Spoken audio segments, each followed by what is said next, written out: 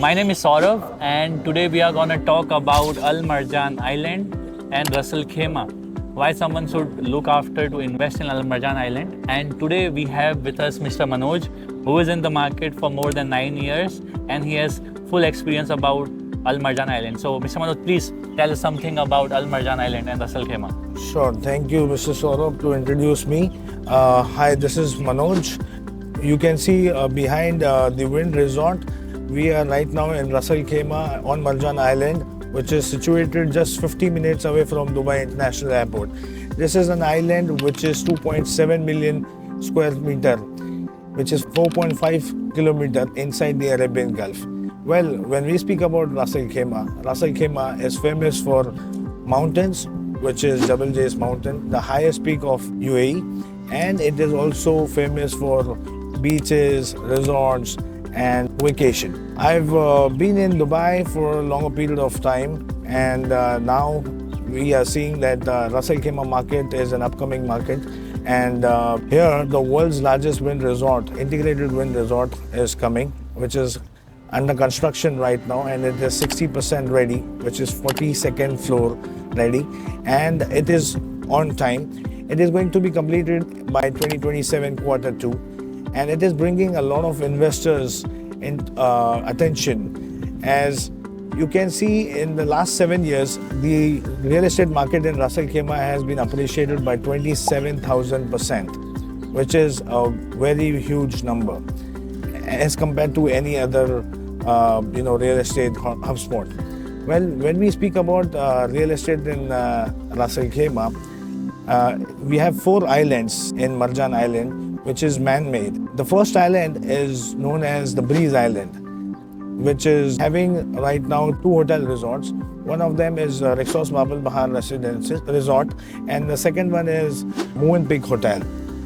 Recently, even Grove has been operational. The second island is your Treasure Island. On the second island, you have Pullman Resort and Hilton by Hamptons Resort, and then you have Radisson Resort.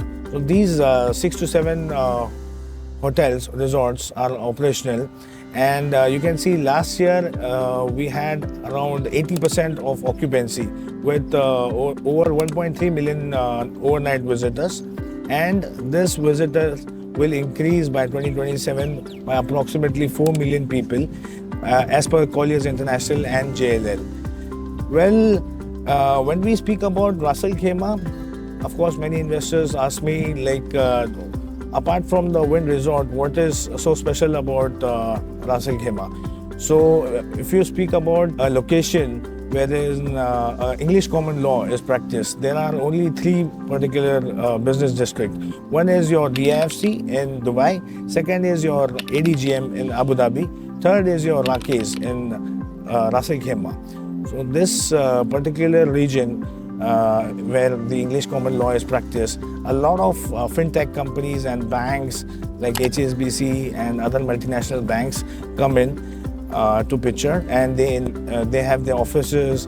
So in Russell Khema, of course, there will be offices in Rock Central, there will be banks, fintech companies. A lot of companies have been registered last year. It is 13,500 companies have been registered last year, which is 60% higher than 2023 alone. And of course, this year as well, you will see higher number of registrations in the company. So when we speak about Russell Khema, today we are the 5th largest producer of limestone. We have Rack Ceramics, you have Steven Rocks, the major company which produces limestone, which also supplies limestone to companies who produce products which are made by limestone. Also, it is strategically located with only 3 hours of distance, with 33.5% of GDP, of the world GDP. And when we speak about 6.5 hours of distance, we are just away from 66% of the world's GDP. So when you look at the import and export, which happens mostly from China to US and other European countries, it usually uses the airway, which goes to the Jebel Ali port, and by Jebel Ali port, by the route of sea, it goes to US and other European countries. But of course, when we speak about Silk Route, the BRI route, China is of course preparing to use the land route from China to Iran, and from Bandar Abbas port it will basically export to Mina Al Sakar port of Ras Al Khaimah, which is a huge expansion right now. And Mina Al Sakar port is right now used by various companies in Ras Al Khaimah like Raj Ceramics and Steven Rocks. Well, you have some Indian companies as well like ACC Cement, and even you have Dabur and many more companies to get registered. When we look at Ras Al Khaimah, on the other hand, we also have so many companies from Dubai which have opened their warehouses and manufacturing plants in Ras Al Khaimah. And this is the reason behind it is very reasonable to get a setup of warehouse and manufacturing plant in Ras Al Khaimah. So when we speak about the diversified economy in Ras Al Khaimah, just 30% alone comes from manufacturing to the GDP of the Ras Al Khaimah. So this number is actually huge as compared to any other emirate in UAE. Okay, I just want to ask you one thing. If someone is looking to invest in, especially in Al Marjan Island, and looking to set up a company in Ras Al Khaimah, what are the three things, or what are the things that they should be looking for? See, basically, even there are a lot of companies which are registered on a virtual basis in Rakesh. So, if any person or any company who wants to get registered in Ras Al Khaimah, they can contact Rakesh and do the documentation. It is one of the fastest organization which helps you to get your company registered. And when we look at the, of course, the warehouses and also the manufacturing plants, you can get assisted by them itself. And when we look at the real estate point of view at Al Marjan, for investment into real estate projects, like you have Address Al Marjan and 6 to 7 projects upcoming by B&W Developments. There have been 5 projects which have been already launched by this B&W Developments, and the price per square foot have also been increased in the last 2 years. Okay, amazing. So now can you go ahead, because you said there are 4 islands. We have only talked about 2 islands. Yeah. What are the remaining 2 islands? Okay, so the most important island, which is the third island, the Dream Island, that is basically dedicated to wind resorts, where G+9 basement plus 70 floors of wind resort and gaming is under construction. You can see right behind me.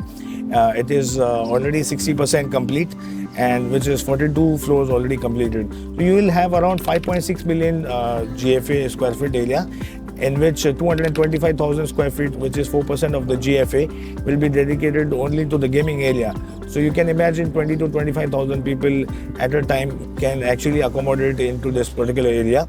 And there will be around 40 retail stores, wherein Gucci, Prada and such stores are already coming, and you will have 24 lounges coming up in this wind resort. Plus you have 80,000 square feet of MICE area where meetings and exhibitions will be held. Of course, you can see Dubai had last year 100 plus exhibitions. Even Ras Al Khaimah is already doing successful exhibitions, business conferences, even in Wind Resort. And you will have on the 4th island, which is known as the View Island, which is one of the very important island for investment, because it's the biggest island in the entire 4 islands. And it is named as View Island because the view from this island is very good. You can see the Arabian Gulf from almost all the projects, most of the projects I can say. And you can say there is a huge difference, gap between the demand and supply. So only 27,000 units approximately are going to be ready by 2030 in Marjan Island. And as per Colliers International, we are anticipating at least 4 million people by 2027. By that time, we will have only 17,000 units completed, residential plus hotel units. Currently, if we speak, we have around 8,000 units, hotels which are ready, and a few of them are residential, very few, and a lot of projects, residential projects, are under construction, and by 2027, the handovers of most of the buildings will be commencing. Okay, now as you mentioned that there will be 4 million people that will be visiting the Al Marjan Island. So the demand for the real estate market probably gonna go up. Yes. So what do you think? How the Ras Al Khaimah government or around the area, how they're gonna handle this population? What do you think? What will happen there? Basically, Saurabh, if you look at the road infrastructure right now, they will actually improve the road infrastructure. They are going to connect the third island to the mainland, and also they are connecting the Marjan Island with the Sheikh Mohammed bin Zayed Road and the Emirates Road. So you will have 3 entry and exit to Al Marjan Island from the highways. Exactly. And also when we speak about the government, of course, the government has 60% stake in the wind resorts. So definitely it is going to make a lot of arrangements, and a lot of improvements are going on. You can see the construction is going on in swing, and even the water here is very clear. So people, they usually come during the summers. You will see Britishers and Europeans. They will be enjoying over here because the temperature here is, as compared to Dubai, is 4 to 5 degrees less. So it makes a very good environment here for tourists, especially for tourists. So it can be called as a public beach resort destination, the next hub spot for not only for investment but for tourism as well. Got it. And so if we talk about investment, because you mentioned there are 4 islands, these are the many projects are coming up. I have heard about this project called Taj, and can you please give us a little bit explanation about that? And also, as I know that in Dubai you have to pay 4% registration fees. Yes. How does it work in Ras Al Khaimah about this thing? In Ras Al Khaimah also, it is basically 4% registration fees. But in Ras Al Khaimah, the game changer for investors is the 4% land department charges will be paid at the end of the payment plan, which makes the investor a good point to invest in Ras Al Khaimah in Marjan Island, because if you flip your property before the handover, the new buyer does not need to pay the 4% land department charges. Only the investor who will complete the payment plan will actually pay the 4% land department charges. And when we speak about Taj, it was a very good moment for us to launch Taj project, Taj Wellington Mews, which have 336 apartments, and it has a hotel apartments, which the studio's sizes are around 500 square feet starting, which is very good, and it will be managed by Taj itself. So this is a good investment. And right now the prices per square feet is around 3,000 dirham per square feet. And Colliers International and JLL have done their research on Marjan Island, the price per square feet by 2030 will touch 10,000 dirham per square feet. So you can imagine, even if my clients were saying that the price per square foot for Taj might easily touch around 7,000 to 8,000 dirham per square feet. Well, the confidence of investors have been boosted by also looking at the wind resort when they are doing the construction by, you can see from the bottom, they have constructed 42nd floors, and from the bottom they have also started doing the MEP work and the facade. So when you're driving on the Emirates Road, you can actually see from 20 to 25 kilometers away this large tall building coming up and shining. And Even if you look at the price per square feet, 2 years ago it was somewhere around like 1800 dirhams per square feet to 200 dirham per square feet, depending on the location of the plot. And right now the price per square feet is somewhere around 2500 dirham per square feet to 4500 dirham per square feet on an average. There is a project which has also been sold for somewhere around 6200 to 6500 dirham per square feet. So, all these facts and figures gives a lot of boost to the investors that yes, the price per square feet will increase a lot over here, and the investors will make double the money of their investment in Ras Al Khaimah. And a lot of developers, of course, even B&W Developments is offering resale at 30% of the paid price of the unit. So as compared to Dubai, you have 50% and 50% payment for reselling your unit. But in Ras Al Khaimah, we have a lot of projects which we are offering for 30% resale. So this also gives you a good capital appreciation and good ROI in the upcoming future. And what I know is in Al Marjan Island, the largest sale that happened was of 180 million dirhams. Yeah. So what are the reasons that did this big investment by one individual? What do you think would be the important reason other than Wynn Casino, huge views to the sea? What are the factors that would have given confidence to this investor to go for this investment? Sure, very good question, Mr. Saurabh. Yeah.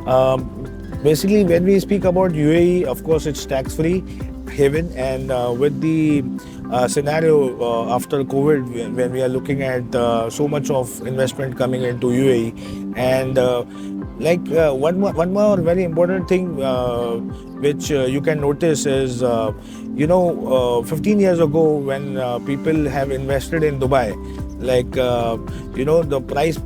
the prices for studios were around 350,000 dirhams, and right now those prices have been crossed 1 million dirham.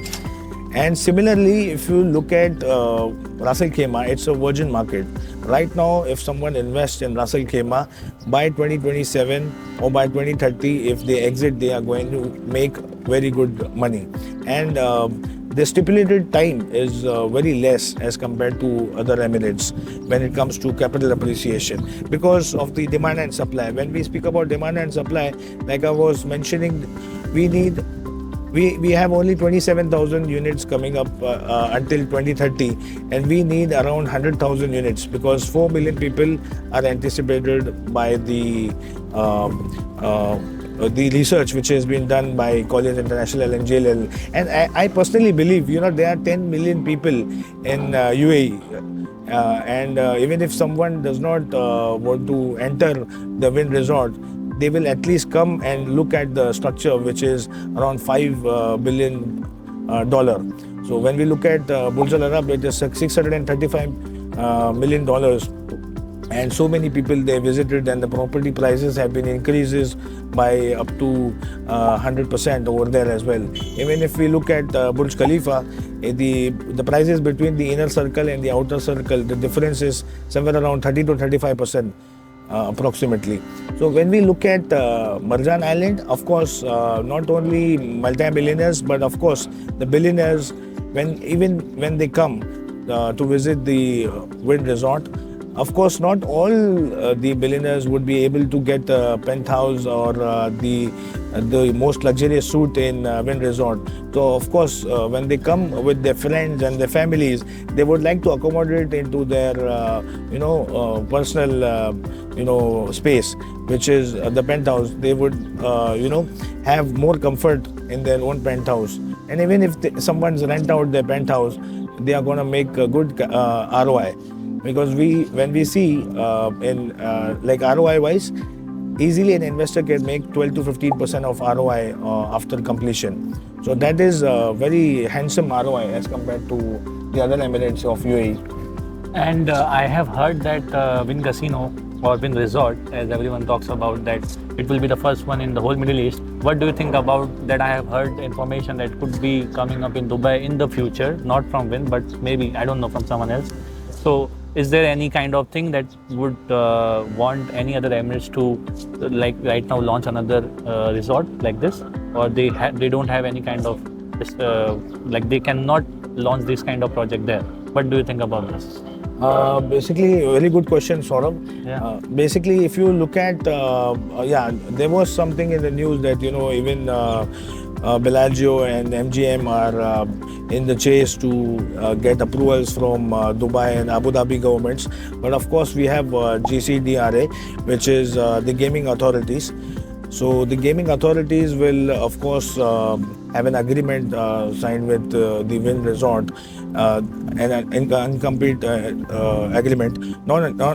agreement, that for the next 5 years, no other casino or no other gaming entity can actually enter into UAE. So that's what I've heard so far. And so even if you look at Las Vegas, so Las Vegas, the Las Vegas Strip has so many casinos. The business did not hamper for the first casino after the launch of the second casino. So basically the business will always improve. Likewise, if you look at Dubai earlier people used to come for only 3 to 4 days.